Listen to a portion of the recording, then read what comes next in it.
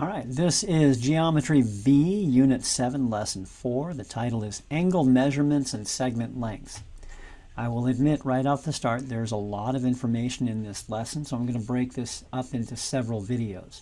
In this video, I'm going to deal with what happens to the lengths of chords that intersect in a circle. Okay, so we're going to deal with that. So let's draw a circle. Circle A, if you please, and draw a chord. A chord, as you recall, is a line segment that connects 2 points on the circle. So here are two intersecting chords. I'm going to use the point tool to select a point.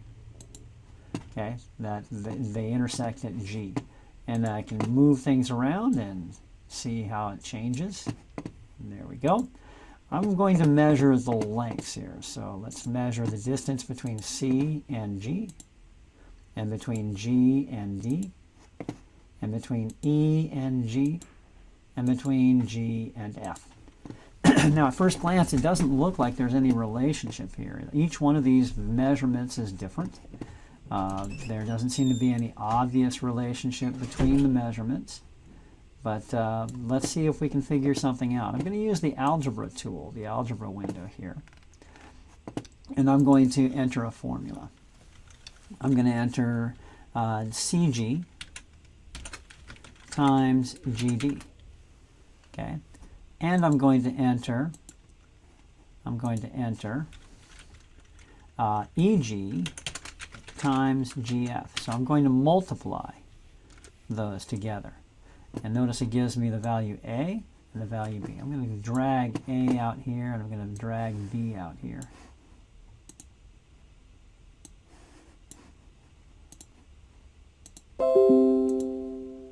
It seems to have locked up here. Let me pause. There we go. I've dragged A and B out. A is the product of CG and GD, and E is the product of, B is the product of EG and GF. Okay, and notice they're both 33.7. Now that's interesting. Okay, let me click on the tools here. Okay, try that again. Okay, let me pause. Well, I'm not quite sure why it's freezing, but I can still access it and change things around. You notice as I change things around, the products still remain the same. 26.7, 26.7. 32.6, 32.6, even when they're relatively small, 6.9, 6.9.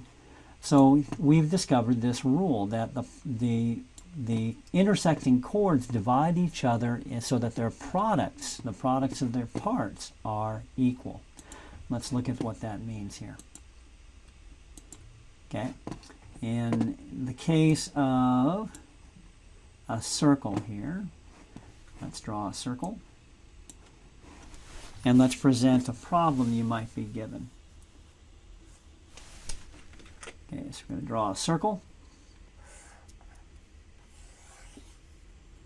and draw two intersecting chords.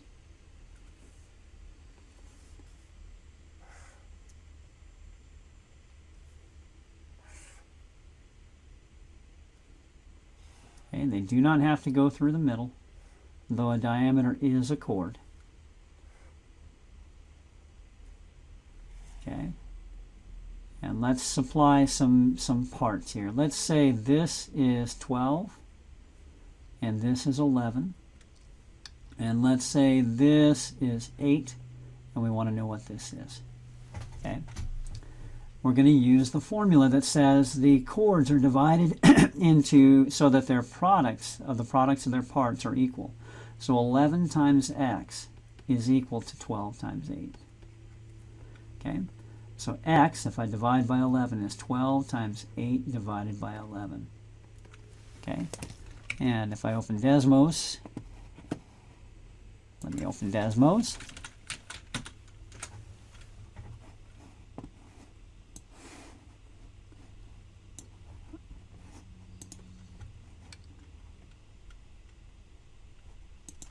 Twelve times 8 divided by 11 is 8.73.